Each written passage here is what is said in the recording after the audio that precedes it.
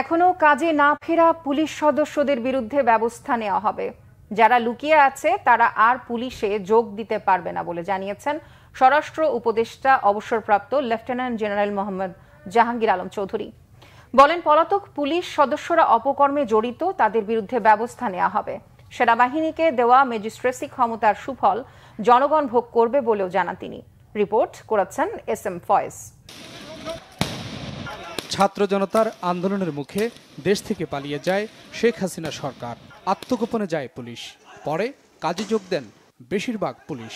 তবে police headquarter বলছে এখনও আত্মগোপনে 187 জন পুলিশ সদস্য।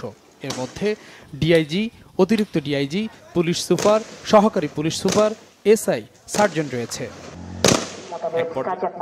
গাজীপুরের শফিপুরে বাংলাদেশ আনসার ও VDP একাডেমিতে বাংলাদেশ আনসার ও গ্রাম প্রতিরক্ষা বাহিনীর প্রশিক্ষণ সমাপনী কুচকাওয়াজ অনুষ্ঠানে যোগ দেন স্বরাষ্ট্র উপদেষ্টা। পরে কাজে যোগ না দেয়া পুলিশ সদস্যদের বিরুদ্ধে ব্যবস্থা নেওয়ার হুঁশিয়ারি দেন তিনি। যারা কর্মযোগ এখনো জয়েন করে নাই তাদের আর জয়েন করতে দেওয়া হবে না এবং তাদের ক্ষেত্রে ডিসিপ্লিনারি অ্যাকশন নেওয়া হবে। তাদের থেকে কোনো ধরনের তাদের মাফ করা হবে না। তারা হয়তো এর ভিতরে কিছু কিছু আছে যারা বিভিন্ন অপকর্মের সাথে জড়িত, এই জন্যই তারা জয়েন করে নেয়।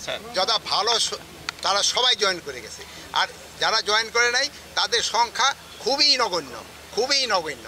আপনারা এই অনেক সময় বলে এত বাট সংখ্যা খুবই নগণ্য, বাট এরা বিভিন্ন দুষ্কর্মের সাথে জড়িত, এই জন্যই তারা জয়েন করে নাই। এদের যদি পারেন আপনারাও আমাদের কাছে ধরিয়ে দেন। সেনাবাহিনীকে বিচারিক ক্ষমতা দেওয়ার বিষয়েও কথা বলেন স্বরাষ্ট্র উপদেষ্টা মোহাম্মদ জাহাঙ্গীর আলম চৌধুরী। সেনাবাহিনী অনেক দিন যাবতেই কিন্তু মাঠে আছে, মানে তাদের তো একটা ক্ষমতার ভিতরে কাজ করতে হবে।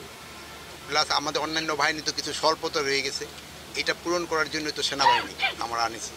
যেমন এই যে ম্যাজিস্ট্রেট পাওয়ারটা, এইটার সুবিধাটা ভোগ করবে বাংলার জনগণ। দেশের স্বার্থে সীমিত সময়ের জন্য সেনাবাহিনীকে ক্ষমতা দেওয়া হয়েছে। পরিস্থিতির উন্নতি হলে দায়িত্ব পালনের প্রয়োজনীয়তা থাকবে না বলেও জানান তিনি।